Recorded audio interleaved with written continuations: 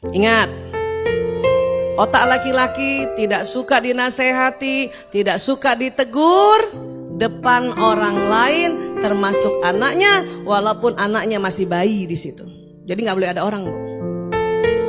Ya, banyak di antara kita, maaf, punten, karena memang anak masih bayi, kita masih nyusuin, kita curhatnya atau kita tegur suami sambil gendong anak dan goyang-goyang.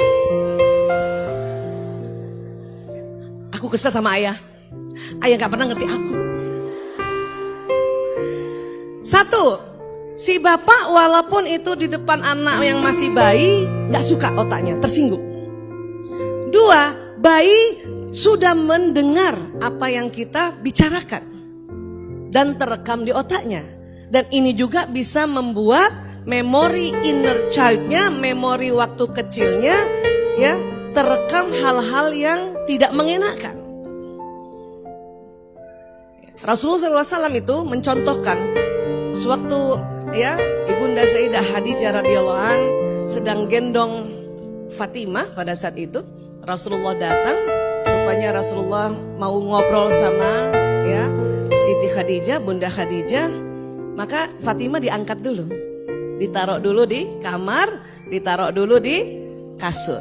Baru Rasulullah ya rebahan di pangkuan ya Siti Khadijah radhiyallahu anha, baru curhat. Kita juga harusnya begitu. Gini ayah, saya begitu tuh. Karena kalau nggak ditulis Bu, kebablasan. Nggak tahu kenapa ya ayah, aku kesel banget sama kamu. Terus suami saya gini, kenapa saya? Kemarin kamu sampai ke Klaten, sampai ke Solo, bukannya aku yang kamu kasih tahu, tapi malah sekretaris kamu yang kamu kasih tahu. Suami saya pernah begitu. Sampai kalau dia pernah keluar kota, sampai di satu tempat, bukannya saya yang di SMS, zaman dulu ya SMS ya. Sekarang dia udah pinter soalnya.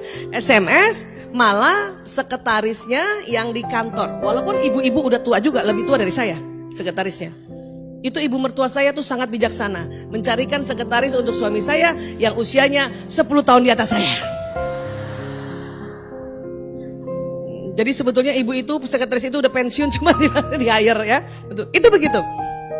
Ya. Terus suami saya, oh kamu gak suka ya begitu? Iya ya, aku tersinggung.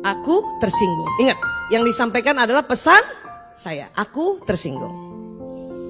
Kita selama ini gini ngomongnya, kamu selalu bikin aku tersinggung.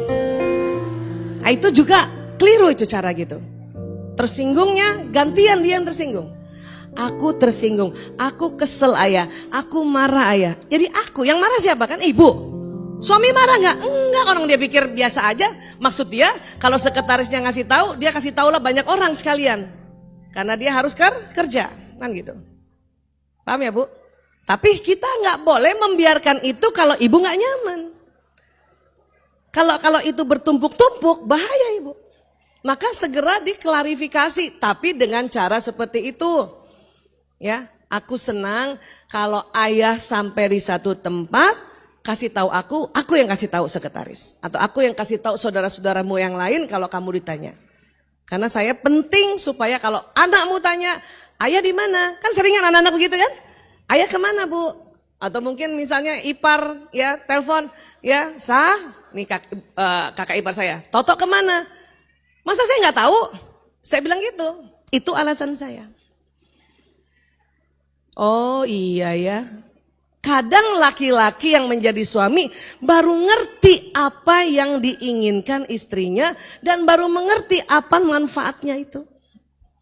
Karena otak laki-laki mau yang simple-simple aja. Selama ini kalau kerja semua seluruh sekretaris yang kerjakan. Itu harus diajelasin Bu. Dengan cara seperti itu.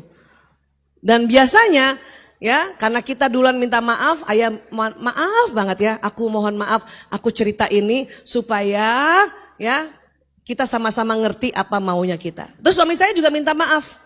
Kalau gitu saya minta maaf ya. Udah beres. Kadang nggak sampai 15 menit, 14 menit setengah. Paham ya? Ya.